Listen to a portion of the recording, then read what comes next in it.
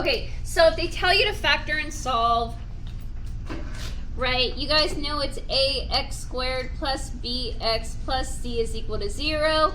If a is equal to 1, which this one is, then it's really, really easy, and we're happy because it's easy. If a is not 1, like over here, you have to do that a times c. Okay, but if you guys remember that magic x, I don't even know, c and b's on the bottom, numbers that multiply but add, subtract. Remember that? Your magic x.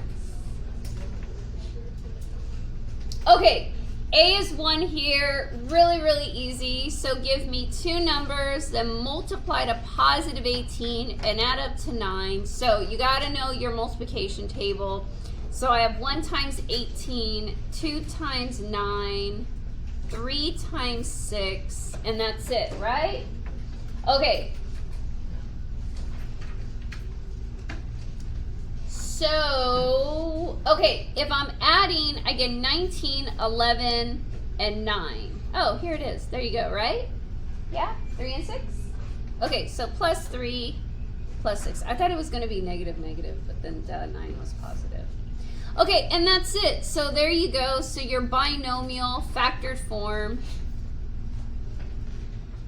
Okay, so this is factored form. But they told you to solve. So solving is the zero product property. The zero product property states that you set the binomials equal to 0. Shortcut, you guys probably did the opposite. So if you see positive 3, you said x is negative 3. You saw positive 6, so you said negative 6, right? But really, zero product property, legitimately, it says set the binomials equal to 0 and solve, and there's your negative 3, right? Because you'll take it over. There's your negative 3, so it's negative 3, negative 6. And that's what the zero product property is, but most of you guys kind of jump from here to the last step. Okay, let's see if it's quick. Hi, Kenny.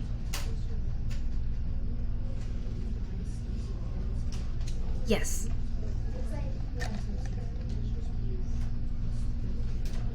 Okay, send her where? MFT? Right now? Yeah? Okay. Okay, thank you. Okay, so that's that one. So let's go to the second one.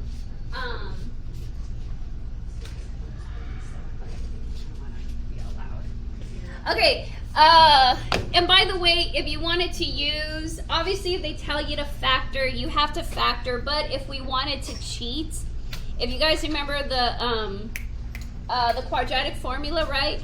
Minus b plus or minus the square root b squared minus 4ac all over 2a.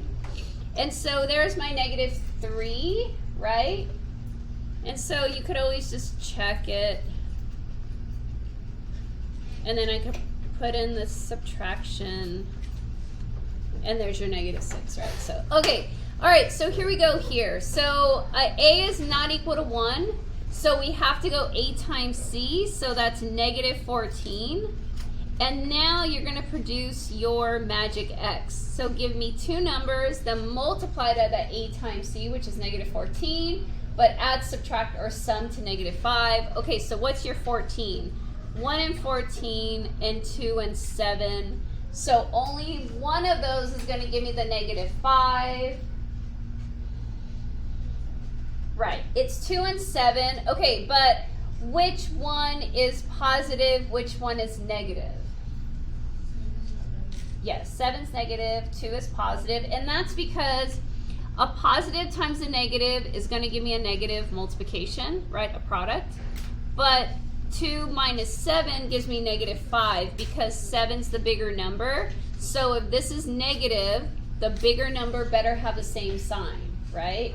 So what's 2 minus 7? Oh, wait, 47? Yeah, thank you. Okay, he's just a candy man. Okay, negative 5.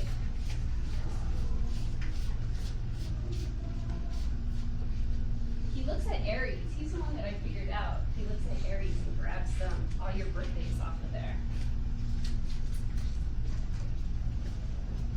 Okay. All right, so that's okay. All right, but we're not jumping straight to the binomials. You're going to replace these two terms with this -5. So you're going to write your original term, 2x squared. Now I'm going to write plus 2x minus 7x and minus 7 equals 0. So you do a replacement with the you make 3 terms become 4 terms by taking this out and putting these two in. So that if you guys remember, you GCF, you split the 4 terms and you greatest common factor. And this just looks so like symmetric, like it doesn't usually look like that. Okay, so what do they have in common? 2, 2. 2x is 1x, the smallest comes out, so you take out an x. Okay, what is it? 2 divided by 2 is 1. I got 2 x's, I take 1 out, I'm left with 1. And so that's x plus 1. And then what you guys should have learned was that whatever is the first binomial is always going to be the second binomial. If these ever do not match, you did something wrong. So if I look at it, GCF, if there's a negative in the first term, you have to pull it out. So then that'll go positive. Okay, 7, 7, I can easily take out a 7, and so now you're left with 7x plus 1. So it works out. Okay, these two end up becoming your first binomial, which is 2x minus 7, and your repeater becomes the second. And that's it, and that is factored form. So this is factored form. Where's that yellow go? Yeah, so these two make up the first binomial. Okay, zero product property. I'm running out of space. Zero product property. Let's go right here. ZPP. You can write the equation, set them equal to 0, and solve it. Okay, you guys could do that. What's the shortcut? Okay, what's the opposite of positive 1? -1. So that's my first one. Okay, how do you do this? Whenever your x has a coefficient that's not 1, you're going to have a fractional root. Solution, whatever. Okay? All right, intercept. What's the opposite of -7? +7, right? Because remember, why is that? And I'll show you in a second. +7. And what's the coefficient of x? 2. That's your denominator. And so it's just 7/2. That's it. Okay, now you can go ahead and do the work, but why do we take the opposite? Because you guys have to inverse operate. And so because you cross the equal sign, it's going to become a +7. That's why this comes over, and that's why it's a -1, because you have to inverse operate. That's why you take the opposite of it. That's the shortcut. And then why is my 2 a denominator? Because now I'm left with 2x, but what do we do with the 2? You divide, and so there's your 2. All right, so these are your intercepts, your roots, your zeros, your solutions. It's got 4 different words for it. Zeros, 5. 0 solutions, intercepts, roots. That was something else I can't remember.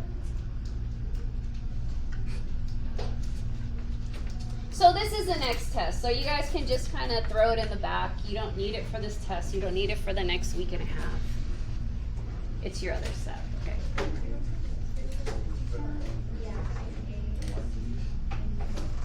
You guys kind of remember it, right? Yeah. For sure the left one. The left one, you're like, oh yeah, totally, I get it.